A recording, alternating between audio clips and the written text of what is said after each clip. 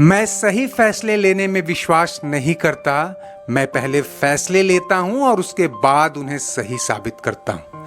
ये कहना था भारत के सबसे मशहूर बिजनेस टाइकून रतन टाटा का, जो अब हमारे बीच नहीं है। टाटा नमक से लेकर टाटा एयरलाइंस तक रतन टाटा ने सैकड़ों बड़े कारोबारी फैसले किए, 30 से ज्यादा कंपनियां खड़ी की और $4 अरब वैल्यू वाले टाटा ग्रुप को $100 अरब के पार पहुंचा दिया। और जितने भी फैसले किए उसे सही साबित करके दिखाया। लेकिन एक फैसला शायद उनकी जिंदगी का सबसे गलत फैसला साबित हुआ, और वो था फिल्म बनाना। बहुत कम लोग जानते हैं कि रतन टाटा ने एक फिल्म भी प्रोड्यूस की थी और अपने हर प्रोजेक्ट की तरह उसमें भी दमखम झोंक दिया था। लेकिन यहाँ उन्हें नाकामी हाथ लगी और फिर उन्होंने दोबारा फिल्मों की ओर देखा तक नहीं।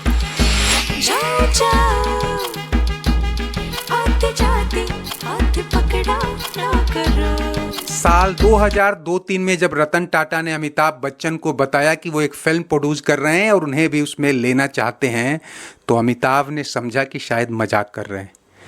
देश के सबसे बड़े बिजनेस ग्रुप्स में से एक का मालिक आखिर फिल्मों में क्यों हाथ आजमाना चाहता है। लेकिन बात रतन टाटा की थी तो उन्होंने बिना फिल्म के बारे में जाने सुने ही हाँ कर दी।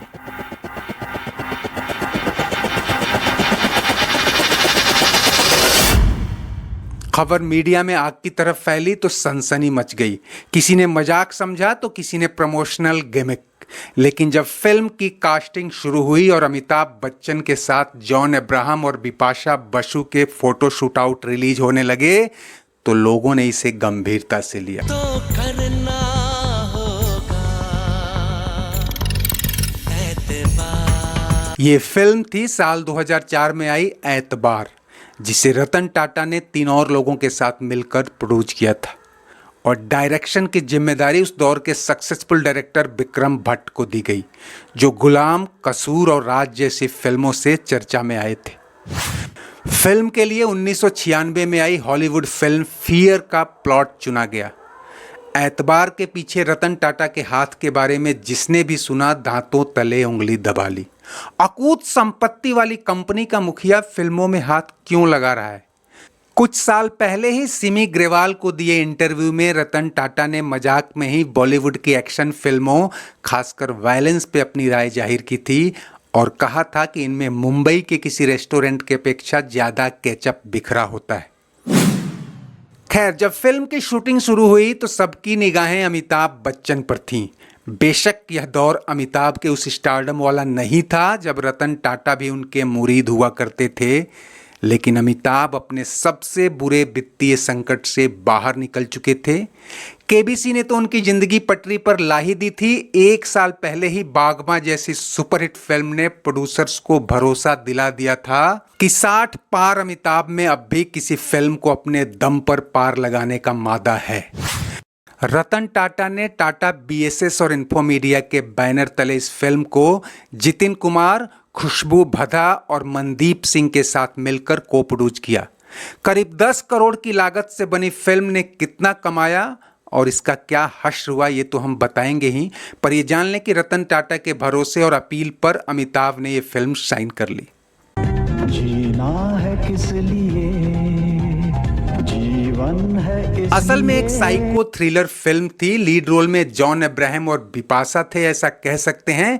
लेकिन फिल्म में अमिताभ बच्चन हो तो कहानी उनके इर्द गिर्द ही घूमती है। अमिताभ ने एक ऐसे प्रोटेक्टिव पिता का रोल प्ले किया था जो अपनी बेटी को उसके सनकी और खतरनाक बॉयफ्रेंड से बचाने के लिए किसी भी हद तक जा सके। डॉक्टर रणबीर मल्होत्रा यानी अमिताभ बच्चन, जो अपने बेटे रोहित को खोने के बाद बेटी रिया यानी बिपाशा बसु को लेकर काफी प्रोटेक्टिव है, वो रिया को एक पजेसिव और अनप्रिडिक्टेबल लड़के आर्यन यानी जॉन इब्राहिम के साथ संबंध रखने से रोकने की कोशिश में लगा है।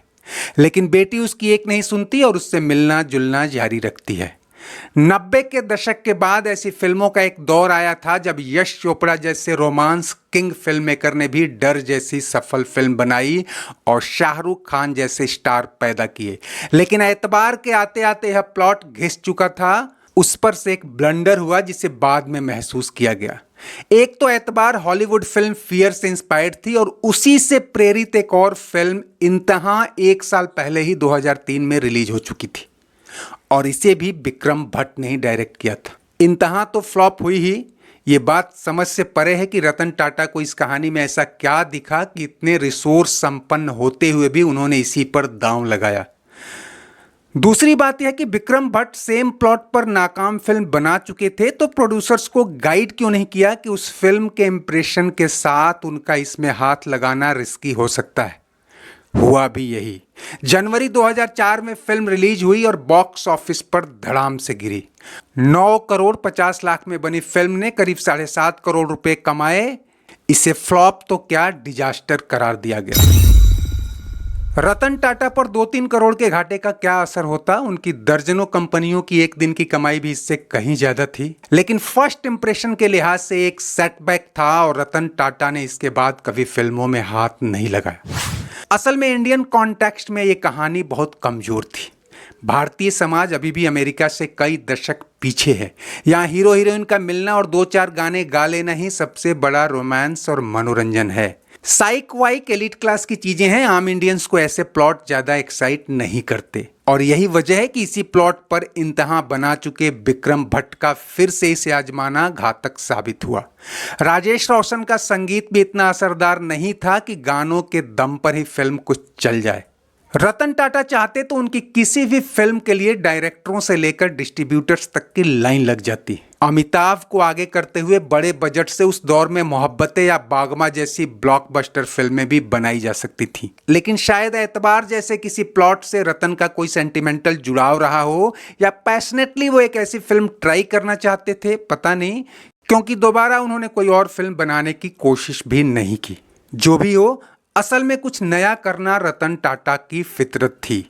इसके 2 साल बाद ही उन्होंने 1 लाख रुपए में आम आदमी को नैनो कार दिलाने की मुहिम शुरू की और लाख चुनौतियों के बाद भी उसे सड़कों पर उतार कर ही दम लिया।